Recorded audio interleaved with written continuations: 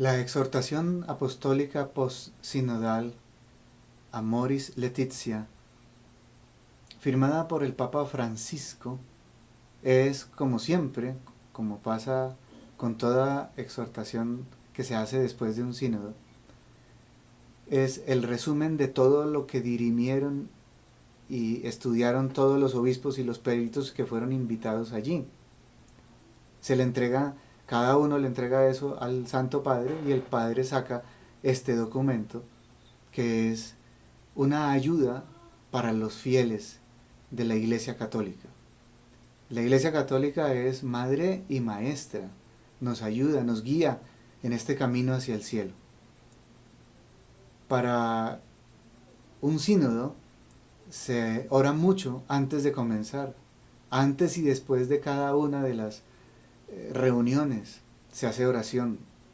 Muchos católicos para este sínodo oramos intensamente durante varios meses para que el Espíritu Santo guiara a los obispos y se sacara el documento que la Iglesia necesitaba.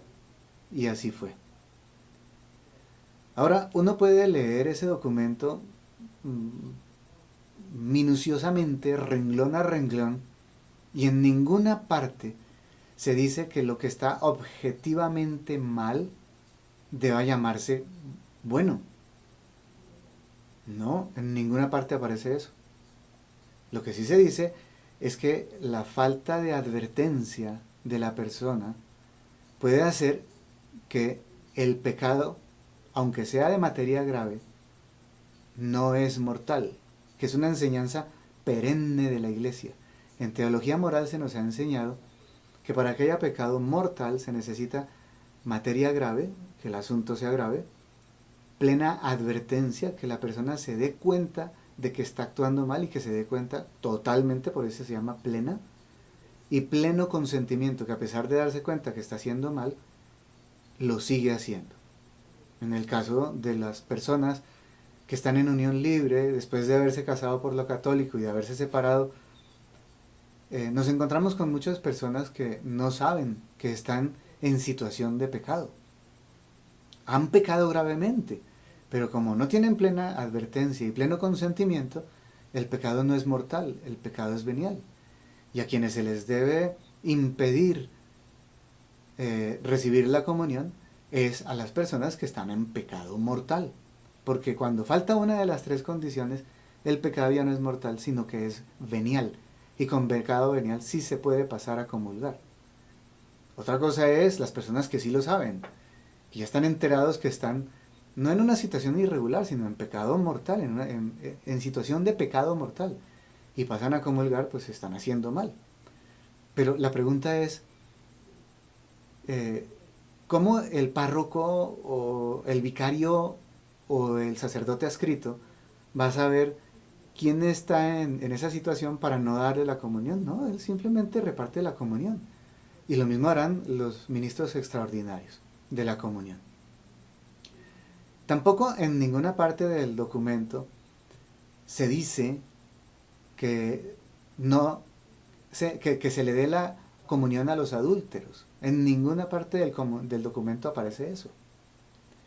Ahora, lo que se pide, se reclama, es la misericordia para esas personas que muchas veces, no siempre, pero muchas veces, no saben que están en esa situación de pecado mortal, precisamente por falta de formación, por falta de información.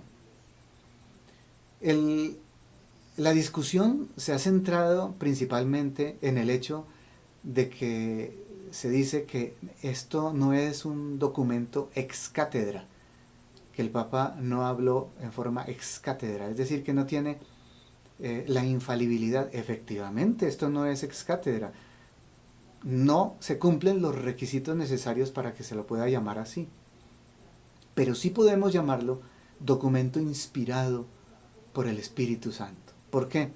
Porque todo documento oficial de la Iglesia, principalmente aquellos escritos por el Papa y los obispos unidos a él, como este caso, se debe considerar inspirado por el Espíritu Santo y necesario para la Iglesia, para el alma de cada uno de nosotros.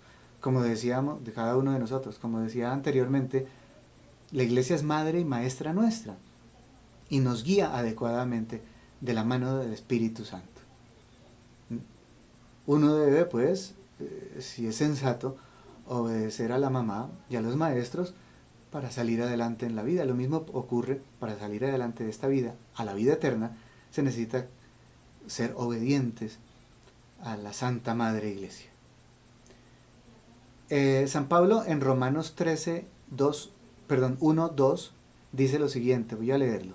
Sométanse todos a las autoridades constituidas, pues no hay autoridad que no provenga de Dios, y las que existen por Dios han sido constituidas.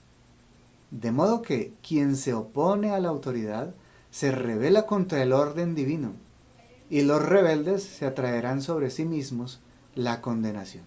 Ahí acaba la cita de San Pablo, y advierto que San Pablo se estaba refiriendo a las autoridades civiles.